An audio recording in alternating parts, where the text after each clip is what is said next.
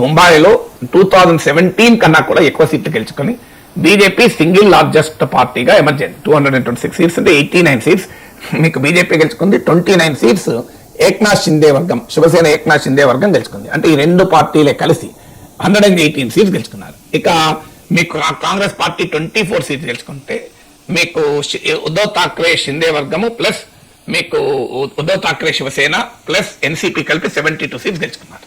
So ఒక రకంగా clear గా బీజేపీ ఎమర్జ్ అయింది. దీంట్లో ఇండికేషన్ ఏంటి అనేది ముఖ్యం. ఎవరు గెలిచారు, ఎంత గెలిచారు, లోకల్ బాడీస్ అంతా పొలిటికల్ సిగ్నిఫికెన్స్ ఉండదు. కానీ ఇంట్రెస్టింగ్ థింగ్ ఏంటంటే పవార్లు ఏకమైన బీజేపీని ఓడించలేకపోయారు. ఉద్ధవ్ ఠాక్రే, రాజ్ ఠాక్రేలు ఏకమయ్యారు. అయినా కూడా ప్రజలు తిరస్కరించారు. సాధారణంగా ఠాక్రేలు ఏకమైతే ముంబైలో తిరుగు లేకుండా ఉండాలి. అయినా కూడా ప్రజలు తిరస్కరించారు. మీకు ఉద్ధవ్ ఠాక్రే నుంచి విడిపోయాక ఏక్నాథ్ షిందే శివసేన వారసత్వాన్ని ఎంతకాలం నిలబెట్టుకుంటాడు అనే ప్రశ్న ఉత్పన్నమైంది. కానీ ప్రజలు క్లియర్ గా వారసత్వ రాజకీయాలకే పట్టం కడతారనేది తప్పని తెలిపింది. మీకు బాలాసాహెబ్ ఠాక్రే కొడుకైనా కూడా ఉద్ధవ్ ఠాక్రే, రాజ్ ఠాక్రే, ఠాక్రేల కుటుంబాన్ని కాదని ఏక్నాథ్ షిందే నాయకత్వం శివసేనకు 29 సీట్స్ వచ్చాయి. మీకు ముంబైలో మామూలు విషయం కాదు. ఎందుకంటే ముంబైలో బాల్ ఠాక్రే ఉన్న రోజుల నుంచి కూడా శివసేన కంచుకోట.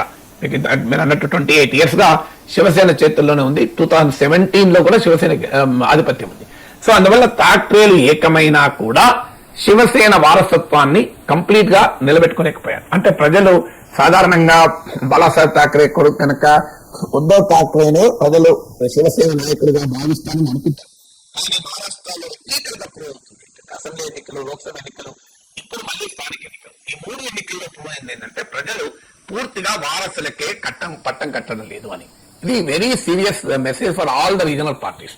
మీకు అజిత్ పవార్, శరద్ పవార్ ఏకమయ్యారు పూణే, చించవాడ ఈ ప్రాంతంలో. అంటే మొదటి నుంచి ఎన్సీపీకి కోటలుగా ఉన్న ప్రాంతాలని కాపాడుకోవాలి అని ప్రయత్నం చేశారు. కానీ పవార్లు ఏకమైనా మీకు అజిత్ పవార్, శరద్ పవార్ అవసరాలకు ఏకమైన ప్రజలు ఎన్సీపీని తిరస్కరించారు. ఎందుకంటే వారసత్వం అనేది పెద్దవాళ్ళు నిర్ణయిస్తే కాదు, ప్రజలు నిర్ణయించాలి ఆఖరికి.